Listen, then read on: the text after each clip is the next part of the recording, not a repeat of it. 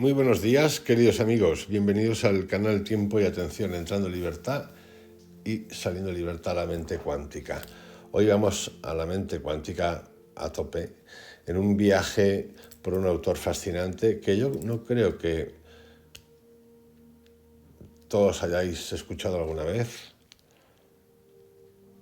Estaba como escondido, para mí estaba como escondido, y que es uno para mí de los más lúcidos acerca de qué es la consciencia, qué ocurre con la consciencia, de qué va la consciencia.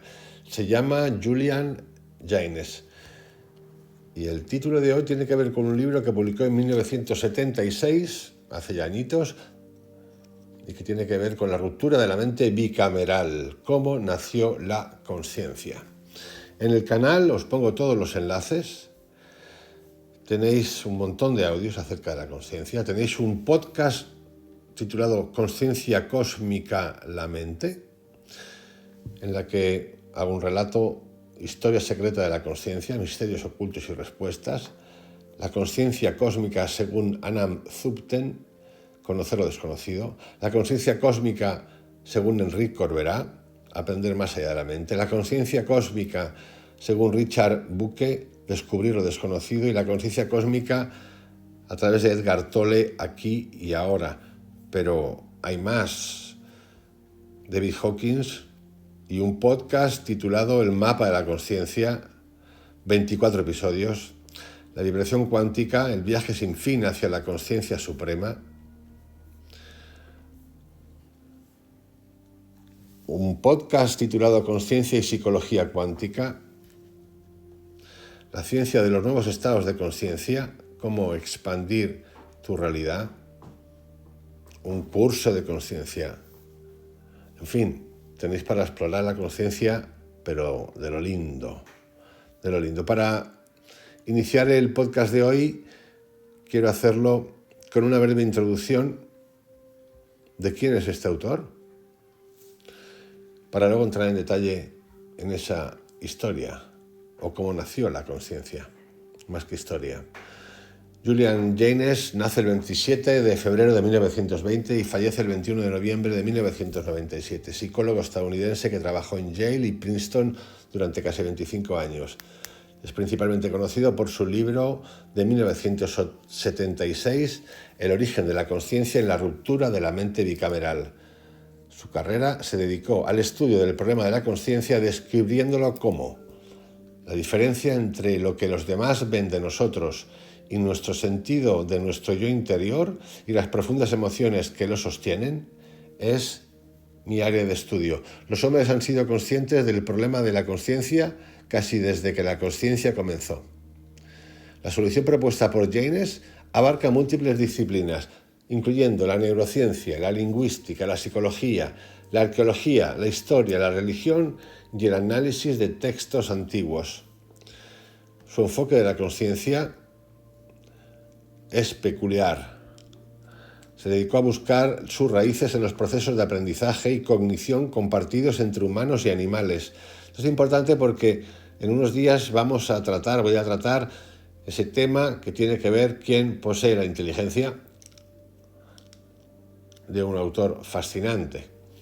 Sus estudios iniciales se centraron en el aprendizaje animal y el comportamiento natural, y en 1968 impartió una conferencia sobre la historia de la psicología comparada en el Instituto de Verano de la Fundación Nacional de Ciencia. En 1969 presentó por primera vez su teoría de la consciencia en la reunión anual de la Asociación Americana de Psicología. Su enfoque radical, porque explicaba la introspección como algo dependiente de la cultura y el lenguaje, especialmente las metáforas, más que en la fisiología del cerebro, atrajo conflicto. Esta idea desafió las teorías evolucionistas tradicionales que buscaban el origen de la consciencia en la biología, el conductismo, que bajo la influencia de John Watson resolvió el problema de la consciencia ignorándolo por completo. James argumentaba que la mayoría de los estudios confundían consciencia con percepción y que para avanzar en la ciencia de la consciencia era necesario distinguir lo introspectivo de otras funciones cerebrales, a las que él llamaba cognición. En los años siguientes, James refinó su teoría y la presentó en múltiples conferencias. En 1972, en la Universidad de Cornell, explicó lo siguiente: si la consciencia se basa en el lenguaje, entonces solo los humanos son conscientes, y nos volvimos conscientes en una época histórica después de la evolución del lenguaje. Para investigar esto, recurrió a los textos más antiguos de la humanidad en busca de pistas sobre el momento en que la consciencia surgió. En su análisis de la Ilíada de Homero, encontró evidencia de un tipo de mentalidad preconsciente en la que los personajes parecen actuar sin introspección, guiados por voces divinas. En una entrevista de 1978, Richard Rhodes señaló que James estudió griego antiguo para rastrear los términos para mente y descubrió que en la Ilíada no hay una palabra para mente, como la entendemos hoy. En la Ilíada no hay una palabra para mente. Esto me recuerda mucho a Mario Biglino cuando interpreta la Biblia y se va a los orígenes. En 1976 publica su único libro, El origen de la conciencia en la ruptura de la mente bicameral, en el que analiza cómo la introspección surgió en la historia de la humanidad. Y os voy a recitar algunas de las ideas básicas y a partir de ahí vamos a saltar al libro. Ideas principales. La conciencia no es innata, sino un comportamiento aprendido que surge del lenguaje y las metáforas. La mente bicameral, un estado mental anterior a la consciencia en el que las personas percibían voces que guiaban su comportamiento como si fueran mandatos de dioses. El colapso de la mente bicameral, que precedió a la consciencia y ocurrió en diferentes momentos de la historia según la cultura. El doble cerebro de la bicameralidad, basado en la organización de los dos hemisferios cerebrales de manera distinta a la actual. James sostenía que las primeras civilizaciones funcionaban sin consciencia, en el sentido moderno, y que el pensamiento introspectivo solo apareció hace unos 3000 años, durante el segundo milenio antes de Cristo. Dicho esto, nos vamos a revisar ese texto, ese libro fantástico, y a ver qué nos cuenta. La obra postula una teoría revolucionaria sobre el desarrollo de la conciencia humana, sugiriendo que la mente humana apareció bajo un modelo bicameral, esto lo voy a explicar después, durante gran parte de la historia antigua, antes de la aparición de la conciencia tal como la experimentamos hoy. Ya solamente este relato que dice que no había conciencia en un momento y que se desarrolló después, un modelo bicameral, ya es como para, hostias, ¿qué pasa aquí, no? La tesis central de James es que las personas en la antigüedad tardía no poseían la conciencia introspectiva y narrativa que caracteriza a la mente moderna. En cambio, sus procesos mentales se organizaban de manera bicameral, donde un hemisferio, la voz de Dios originándose en el hemisferio derecho, hablaba y el otro hemisferio obedecía. Esta voz era experimentada como proveniente de una autoridad externa, como si fuese un dios. Aquí el lenguaje es importantísimo. Ausencia de conciencia en la antigüedad temprana. Argumenta que en textos tempranos como la Ilíada, los personajes no demuestran conciencia introspectiva ni lenguaje para describir estos mentales. Palabras que luego significarían conceptos mentales tenían significados más concretos. Por ejemplo, psique se refería a la vida sustancia, como la sangre o el aliento, y zumos o movimiento se refería a movimiento o agitación.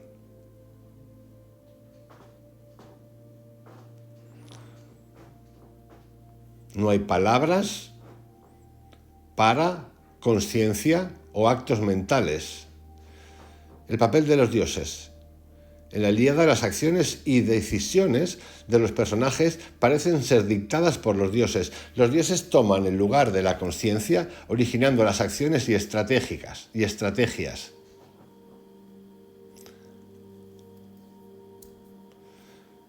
El origen de la acción no está en planes conscientes, en razonamientos o en motivos.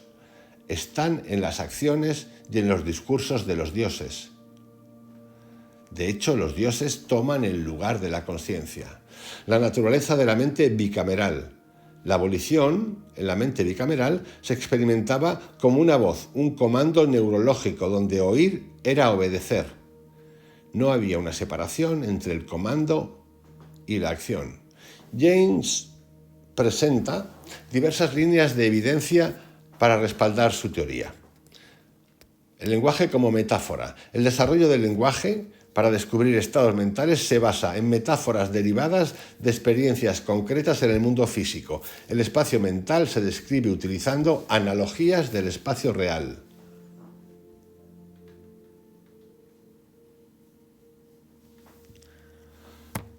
Continúa. Y los adjetivos para describir el comportamiento físico en el espacio real se toman analógicamente para describir el comportamiento mental en el espacio de la mente. Al igual que en un espacio real, algo puede estar en la parte trasera de nuestra mente, en sus recovecos internos, o más allá de nuestra mente, o fuera de nuestra mente. James plantea la pregunta de ¿qué es el metafrando? Si la metáfora genera conciencia y el mundo real es el metáforo, la metáfora. Narratividad y el yo analógico. La consciencia moderna se caracteriza por una narrativa continua de la experiencia, creando una historia de vida y un yo analógico. En la mente bicameral esa capacidad no existía. Nuevas situaciones son percibidas selectivamente como parte de esta historia en desarrollo, mientras que las percepciones que no encajan en ella pasan desapercibidas o al menos no son recordadas. La asignación de causas a nuestro comportamiento o la explicación de por qué hicimos algo, en particular, es parte del proceso de la narrativa. Aparece la esquizofrenia, que también estudió como vestigio. James sugiere que las alucinaciones auditivas experimentadas por personas con esquizofrenia son un vestigio de la mente bicameral. Las voces que oyen los pacientes a menudo se experimentan como externas y autoritarias. Escribe lo que cuenta un paciente. Sí, señor, escucho voces claramente, incluso con fuerza. Nos interrumpen en este momento. Me resulta más fácil escucharlas a ellas que a usted. Puedo creer más fácilmente en su significado y realidad y ellas no hacen preguntas. Las voces pueden parecer provenir de diversas fuentes y tener un carácter profético similar a las experiencias en la era bicameral. La doble naturaleza del cerebro.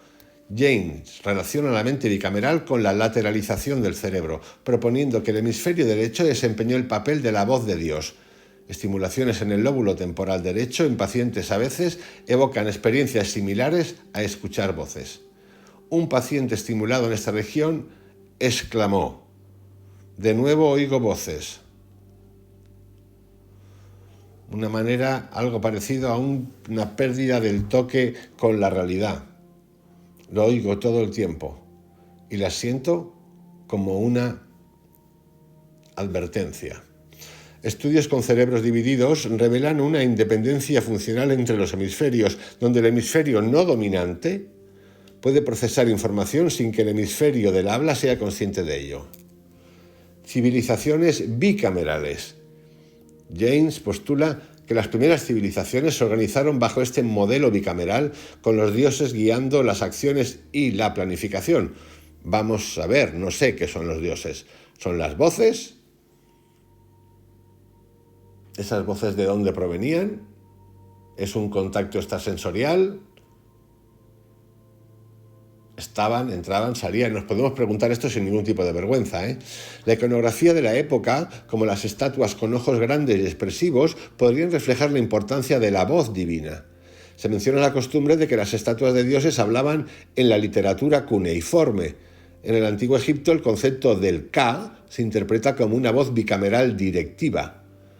Hammurabi es presentado como un ejemplo de un rey que operaba bajo la mentalidad bicameral, con diferentes partes de su mente, dictando leyes y edictos, la ruptura de la bicameralidad. Ya pasamos a una época distinta.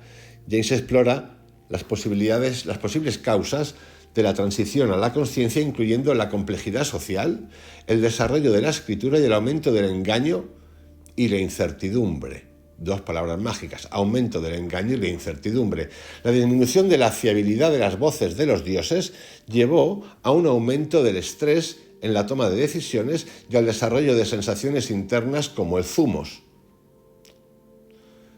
Se cita un lamento mesopotámico que sugiere la pérdida de la guía divina. Y dice así: mi Dios me ha abandonado y ha desaparecido. Mi diosa me ha fallado y se mantiene a la distancia. El zumos en la Ilíada evoluciona de una respuesta fisiológica al estrés a una sensación interna que impulsa la acción, marcando el inicio del espacio mental. Palabras como noos, N-O-O-S, percepción, y psique, inicialmente vida, sustancia, comienzan a internalizarse y adquirir significados relacionados con la mente. Vestigios del mundo en el mundo moderno. James argumenta que ciertos fenómenos modernos, como la búsqueda de autorización externa, la posesión en trances religiosos o mediums, la inspiración poética y la hipnosis, son vestigios de la mente bicameral. La hipnosis, con su estrechamiento de la consciencia y la obediencia a la voz del hipnotizador, se compara con el estado mental bicameral. La susceptibilidad a la hipnosis podría estar relacionada con la capacidad de escuchar y confiar en el hemisferio derecho. Esto es importante. Yo he hecho, no lo puedo llamar hipnosis, porque yo no he sentido que sea una hipnosis, está consciente todo el tiempo, regresiones. Y es cierto que me ha encantado e incluso la he recomendado, por supuesto, con la persona con la que he hecho, sin ninguna duda. La historia es que también me he hecho esa pregunta. Si esto es tan sencillo, le digo con un respeto absoluto, a lo que han estudiado esas personas, absoluto. A mí me parece tan sencillo, ¿por qué ocurre que no es lo mismo cuando yo lo hago solo, si lo quiero hacer solo, que cuando alguien me lo hace? Una voz de autoritas. No estoy cuestionando a nadie, estoy preguntándome, ¿ok? Y he dicho que me encanta lo que he hecho y con quién lo he hecho. Me fascina. Lo que hice con Miguel me fascinó. Y de hecho lo recomiendo, y lo he recomendado en un vídeo. Lo estoy preguntando. No hablemos ya de estados hipnóticos totales. Es más, me pregunto todavía mucho más, porque en unos meses he tenido, en un mes, unas semanas, hemos hecho unos cuantos estas cosas. ¿Qué es eso que estoy escuchando? ¿Qué es eso que estoy viendo? Y hay que tener un cuidado atento bestial. Bestial. Es igual que lo de la psilocibina. He hablado con Dios. No, no has hablado con Dios. Has hablado con tu subconsciente o inconsciente. No, pero a mí se me ha parecido Dios. A mí me ha dicho, esta misión es la tuya. Cuidadito con las misiones porque ya sabes dónde acaban. La pregunta: es tan importante la salida de lo que has experimentado y cómo lo procesas. Hay cosas que son súper fáciles de procesar, pero siguiendo preguntándote, cuidado porque se te puede ir la cabecita pensando que tienes una misión.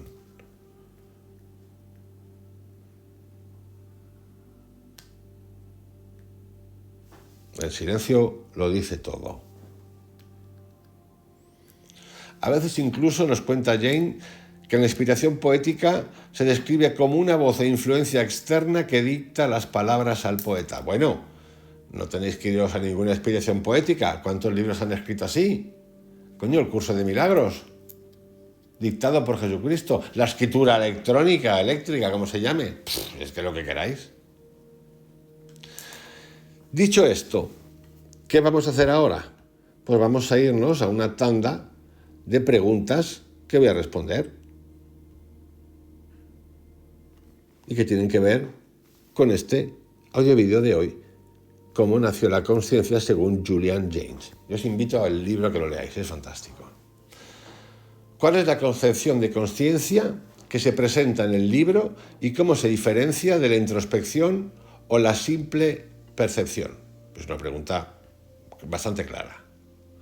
La conciencia, tal como la define Jaynes, no es simplemente la percepción del mundo o la introspección, más bien se describe como un espacio mental análogo al espacio físico, análogo es parecido, donde se desarrollan narrativas de uno mismo y del mundo. Esta conciencia se caracteriza por un monólogo silencioso y la capacidad de narrar las experiencias asignando causas y creando una historia personal coherente que influye en cómo actuamos y recordamos.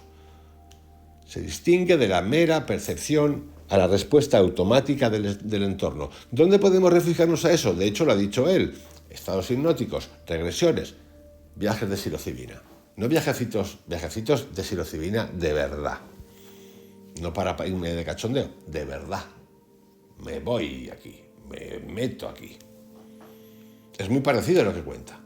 ¿Qué es la mente bicameral y cómo funciona según la teoría de James? La mente bicameral, según James, fue una forma de mentalidad predominante en la antigüedad, caracterizada por la ausencia de la consciencia introspectiva que conocemos hoy. En ese estado, las órdenes y las decisiones eran percibidas como voces de origen externo, atribuidas a dioses, y Dios se lo pone entre comillas.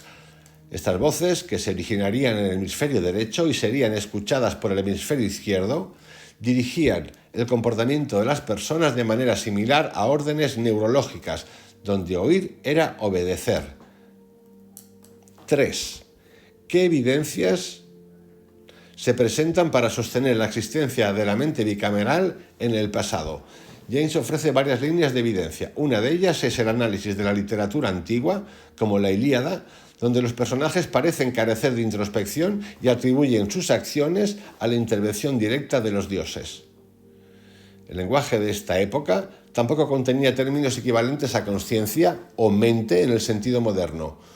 Otra evidencia proviene de estudios neurológicos modernos como la estimulación del hemisferio derecho, que puede evocar experiencias similares a voces, y el comportamiento de pacientes con cerebros divididos que sugieren una cierta independencia entre los dos hemisferios.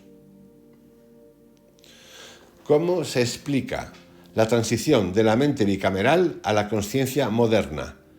La transición se atribuye al colapso de la mente bicameral, un proceso gradual provocado por el aumento de la complejidad social y las nuevas formas de organización. La escritura y otras formas de comunicación civil jugaron un papel crucial, reemplazando las voces de los dioses como principal forma de control social y toma de decisiones. El estrés en situaciones novedosas, al no ser resuelto inmediatamente por una voz divina, habría llevado al desarrollo de sensaciones internas, como el tumos en la Ilíada, que eventualmente se internalizaron y se convirtieron en la base de la experiencia consciente. Seguimos. Son en total 8. Vamos por la quinta. ¿Qué papel juegan el lenguaje y la metáfora en el desarrollo de la consciencia? James argumenta que la consciencia surge a través del lenguaje y fundamentalmente de la metáfora. La mente espacial en la que pensamos es una metáfora del espacio físico, y los adjetivos que describen acciones físicas se utilizan analógicamente para describir procesos mentales. La narrativa, la capacidad de construir historias coherentes sobre uno mismo y el mundo, también es esencial. La metáfora permite designar y comprender lo nuevo e inefable, creando el espacio mental de la consciencia. 6. ¿Cómo se manifiestan los vestigios de la mente bicameral en el mundo moderno? James sugiere que varios fenómenos modernos podrían ser vestigios de la época de la mente bicameral. Esto incluye la búsqueda de autorización externa. Lo hacemos todo el tiempo, cuando nos vamos a referenciar a alguien. De esto hablamos muchísimo aquí. La experiencia de posesión en trances religiosos o rituales, incluido DMT, LSD, psilocibina. Ciertos aspectos de la creación poética, como he explicado, y musical, donde la inspiración a menudo se siente como algo externo. El fenómeno de la hipnosis, meditación holotrópica, donde la sugestión externa puede tomar control del comportamiento y la percepción. Incluso la esquizofrenia se presenta como una posible reemergencia de las experiencias de escuchar voces. 7. ¿Cómo se relaciona la teoría de la mente bicameral con la experiencia de la esquizofrenia? James establece un paralelismo entre la experiencia de los bicamerales escuchando las voces de los dioses y las alucinaciones auditivas que experimentan algunas personas con esquizofrenia. En ambos casos, las voces son percibidas como externas y autoritarias, dirigiendo el comportamiento del individuo. La desintegración del yo y del espacio mental en la esquizofrenia también se relaciona con la pérdida de la estructura narrativa de la consciencia, similar a la ausencia de un yo introspectivo en la mente bicameral. Y por último, ¿qué implicaciones tiene la teoría de James para nuestra comprensión de la historia, de la religión, de la psicología humana, por ende de la religiosidad, por ende de la espiritualidad y demás. La teoría de James propone una reinterpretación radical de la historia de la consciencia humana, sugiriendo que la mente tal como la conocemos es una invención relativamente reciente. Esto tiene profundas implicaciones para la comprensión de las religiones antiguas, donde los dioses eran literalmente oídos, la naturaleza de la autoridad, el desarrollo de la moralidad, que surge tras el colapso bicameral y la internalización de las normas, y la propia naturaleza de la experiencia psicológica, incluyendo fenómenos como la creatividad, la hipnosis y los trastornos mentales. Si pensáis que la cosa haya acabado, aquí hay alguien que ofrece nuevas perspectivas. Y esto es importante por lo que he explicado antes.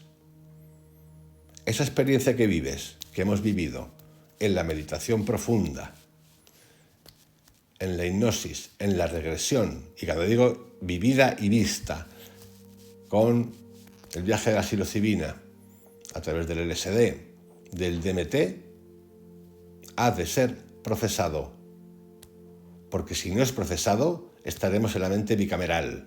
Y ocurrirá lo que tiene que ocurrir, que alguien nos dice lo que tenemos que hacer. Y esto es vital, sinceramente vital, es importante. Cuidado, porque es muy fácil que caigamos en una soberbia espiritualoide de decir verdaderas gilipolladas, que son lícitas, por cierto.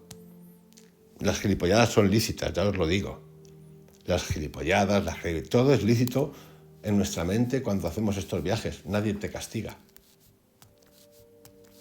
Bueno, en principio no conozco a nadie que haya hecho un viaje y que alguien le haya aparecido para castigarle, pero bueno, el mundo es muy complejo, la mente ni os cuento, puede ser que sí, seguramente sí. Cuidado, porque puedes entrar en una posesión de la verdad, producto de lo que has visto, y al final, por lo menos, aquí estamos para procesar. Y a mí me parece que somos energía y que no hay diferencias energéticas, lo digo así de claro, más allá de que en esta tierra, aquí, nosotros, nuestra mente elija, comparta, al final te asocias con quien quieres. Y si entras en la estupidez de solo asociarte con los que están en tu misma colla, pues dejas de ver. No, es que yo he estado allí, puta madre. Tengo una misión. Yo estoy hasta los mismos cojones ya de oír eso. Es que tú estás haciendo algo por el mundo. Esto me lo han dicho. No les he respondido como voy a responder ahora. Pero lo que me da ganas es de mandarlos a tomar por ahí. Porque yo no estoy haciendo nada por el mundo. Yo estoy haciendo algo por mí.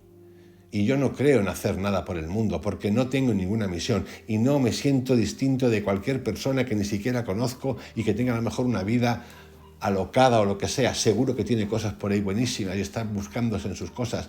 Es una soberana. Es terrible esto. Esto es el problema para mí. El problema es que haya gente que entra en el circuitito de M y empieza a creerse que tiene una misión en el mundo, que es un curador, que su misión es curar, que su misión es guiar almas.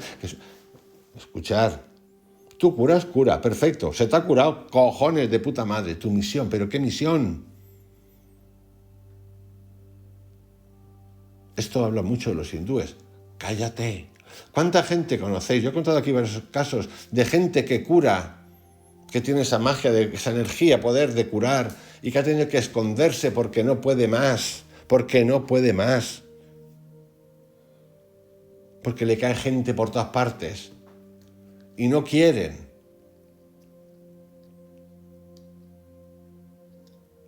Esto es importante.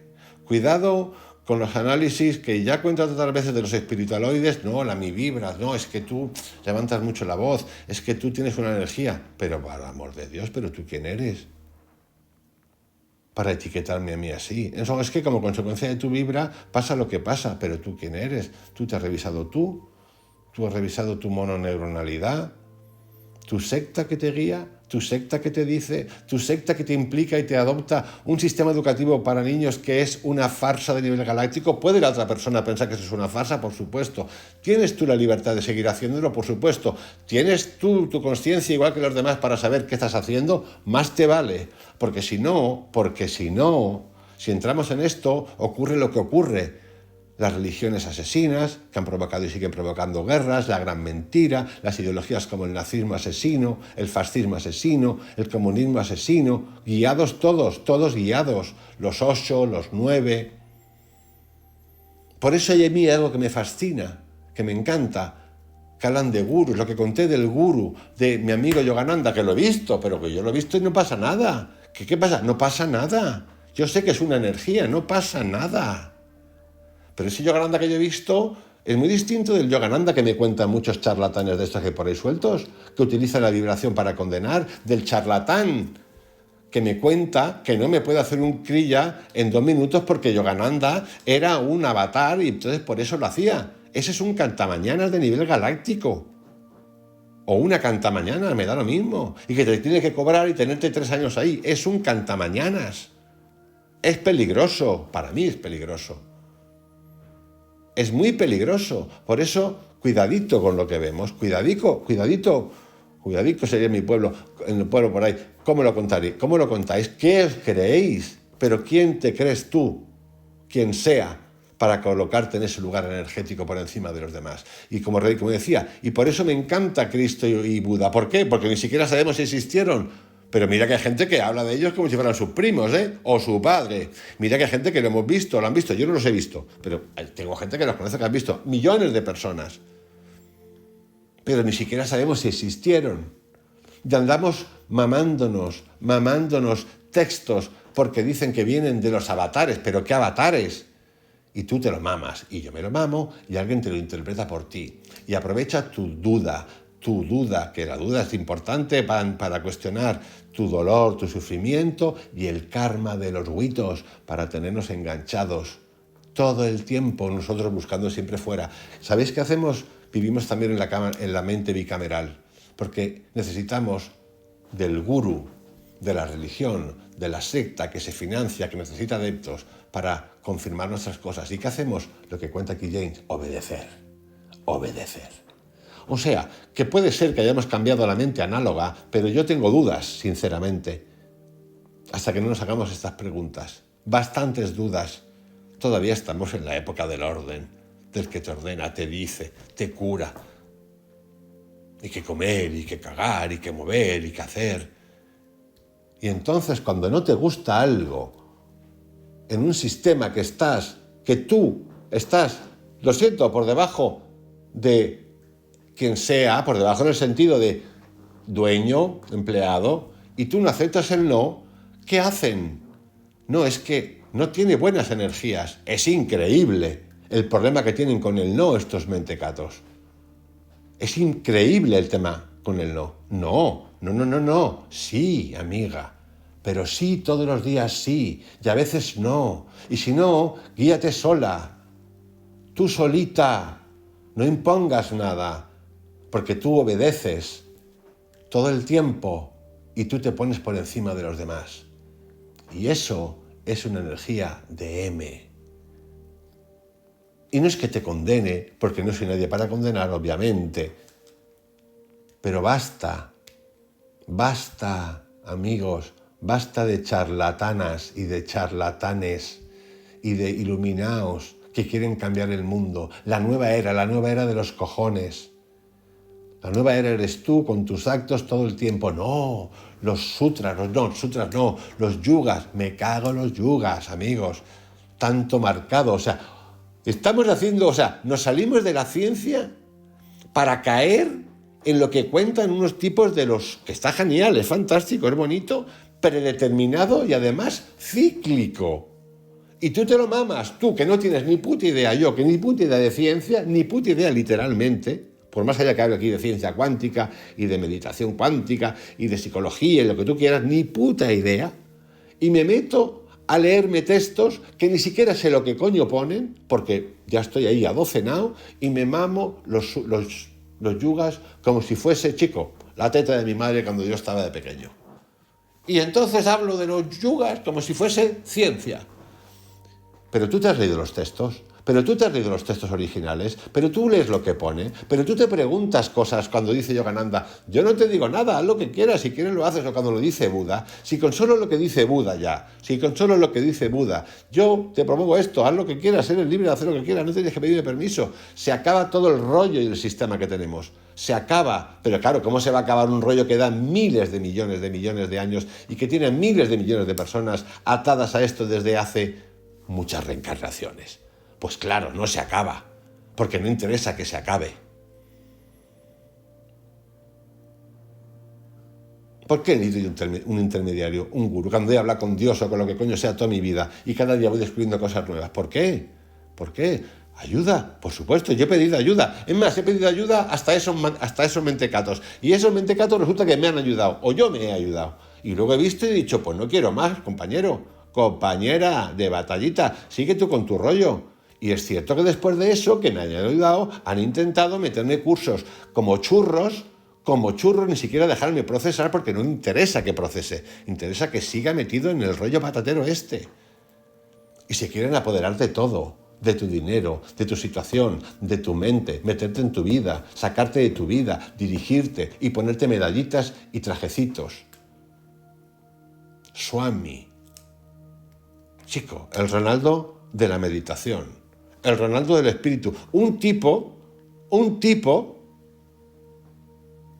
de la bifurcación que hubo con Yogananda, el SRF y los de Ananda, un tipo, no el de ahora, el anterior, que tuvo los huevos de decir, claro, cómo no, porque es que no les da por decir que son chachas, o son sirvientes, o son negros que están azotados, no, que fue a España, a Sevilla, eso está contado, y lo cuentan, y tú oyes, o sea, yo lo he leído, y luego me lo han contado, y yo lo miro y digo, ¿de verdad? Tengo estas dos elementos aquí delante mía contándome esto y se lo están creyendo, que decía que era Alfonso X el Sabio. Es que no podía ser otro. No podía ser el pelagatos que hinchaban a hostias en el colegio, si hubiese colegios allí. No, era Alfonso X el Sabio. Y es que iba con otros y eran otros en Sevilla, se iluminaron. Digo, pero qué huevos, tío, pero qué huevos tenemos. Sinceramente lo digo de verdad. Porque eso puede pasar y pasa. La historia no es que si te ha pasado, la historia es qué haces tú con esto y qué hacen. Se mitifican, se automitifican y si no se lo inventan. Y si no se lo inventa, que la mente es muy creativa, y la panda de macilentos y macilentas se lo mama. A mí me lo han contado en mi casa, me lo han contado en el bosque y lo he leído y digo, Tate, ¿de verdad? ¿Vosotros habéis oído que Buda o Cristo tuviera algún caso de acoso sexual en su vida? No. Mirad que se cuentan cosas de Cristo, que se lo cargaron, le dieron por todos lados. Por ahí a lo mejor le ha salido alguna cosa de cuernos. Que quién era su mujer, que si te... Pero alguna cosa de acoso sexual, de maltrato a la mujer, no. Bueno, pues de esos cabrones no se salva ni uno. Porque el mismo que suplantó y que luego el del SFR y el otro, tuvo varios casos que taparon pagando. Osho igual. ¿Cuántas cosas queréis más? ¿Cuántas cosas queréis más? Para despertar de verdad. Es acojonante. Bueno, esa es mi línea. Y por cierto, no tengo ninguna misión. Mi misión soy yo. Y si no os parece espiritual, lo siento mucho. Y tampoco busco afines.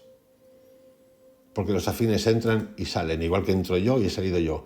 Igual que entré afinidad a Krishnamurti y me salí de Krishnamurti y volví a Krishnamurti y 1000 veces más. Igual que entro con la afinidad yo dispensa y salgo de la afinidad yo dispensa y de que me pongan delante. No pasa nada, porque estamos para preguntar. Y para salir de esta mente bicameral, que sigue más viva que nunca, porque somos unos borregos. Porque siempre estamos esperando, sí, mucho pensar en el futuro, pero tenemos un miedo a la muerte que nos cagamos vivos. Y lo que queremos es solventar ahora.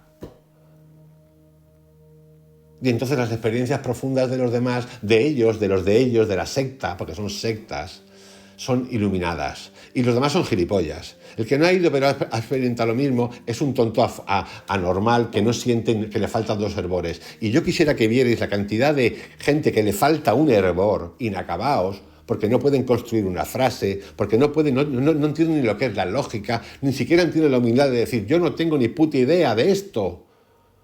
Lee el texto. Reconocer que no conocemos es esencial, y yo hay muchas cosas que no conozco, y lo he dicho. No tengo ni pajolera idea de física, no tengo ni pajolera idea de matemáticas, no tengo ni pajolera idea de física cuántica, no tengo ni idea. Pregunto, me informo, contrasto y pregunto y pregunto y me pregunto. No sé hacer un logaritmo, no tengo ni puta idea. Pero no puedo entrar a cuestionar y tener dudas, pero si uno se convierte en un mononeuronal, en una ameba, que no tiene capacidad de preguntar y de decir, mira, esto es así, te tiras por ahí, te salvas. Y dices, pero vamos a ver, si te tiras por ahí me caigo.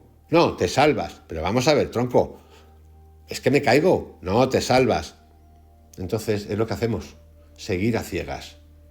Seguir a ciegas. Yo nunca he creído en eso y cada vez menos. Os envío un abrazo. Que tengáis un excelente día. Después de esto, mañana más. Hasta mañana.